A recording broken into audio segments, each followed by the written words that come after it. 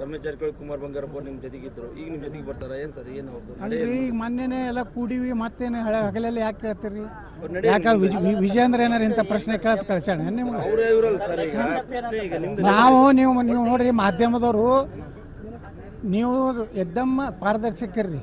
ನೀವು ವಿಜೇಂದ್ರ ಅಲ್ಲಿದೇನು ವಾಟ್ಸಪ್ನಾಗ ಕಳಿಸ್ತಾನ ಆ ಪ್ರಶ್ನೆ ಕೇಳಿ ನಾವು ಸ್ಪಷ್ಟ ಹೇಳ್ತೀವಿ. ಅಂತ ನೀವಿಂತ ಕೇಳ್ತಿರಲ್ಲ, ನೀವು ಬಾರಿ ಒದರಾಡೋದಿದ್ರೆ ಬರಬೇಡ, ಗೆಟ್ ಔಟ್. ಹೌದು ಹೌದು ಹೌದು. ಇದ್ರೊಳಗ ನಾ ಹೇಳ್ತಾನೆ ಕೇಳ್ರಿ,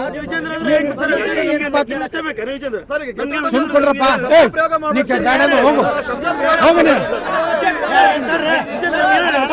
ನೀ ಮಾತಾಡಿ.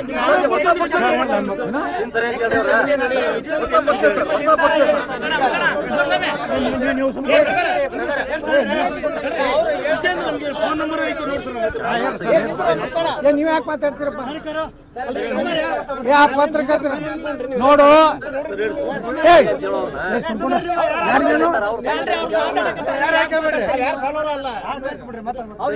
ನೋಡ್ರಿ ಇದ್ರೊಳಗೆ ವಿಜೇಂದ್ರನ ಚಮಚಗಳಿದ್ರೆ ಯಾವ ಪ್ರಶ್ನೆ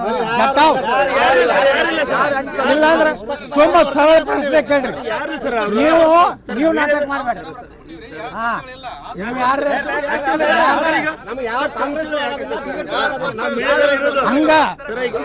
ಹಂಗ ಅಪ್ಪಗೆ ಹುಟ್ಟದಂಗಿದ್ರ ನನ್ ಕೂಡ ಪ್ರೆಸ್ ಮಾಡ್ರಿ. ನೀವೆಲ್ಲರೂ ವಿಜೇಂದ್ರ ಕಡೆ ರೊಕ್ಕ ತಿಂದು ಅವ ಕೇಳು ಪ್ರಶ್ನೆ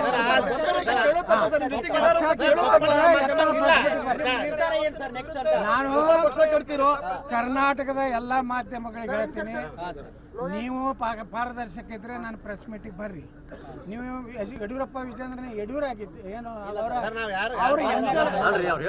ಅವ್ರ ಎಂಜಲ ಕಾಸಿನಲ್ಲಿದ್ದವ್ರು ನಾನು ಪ್ರೆಸ್ ಮೀಟಿಗೆ ಬರಬೇಡಿ. ಅಲ್ಲ ಸರ್, ನಿಮ್ ನೆಕ್ಸ್ಟ್ ನಿರ್ಧಾರ ಏನ್ ಸರ್? ಯಾರು ಎಲ್ಲರೂ ಪಾರದರ್ಶಕವಾಗಿ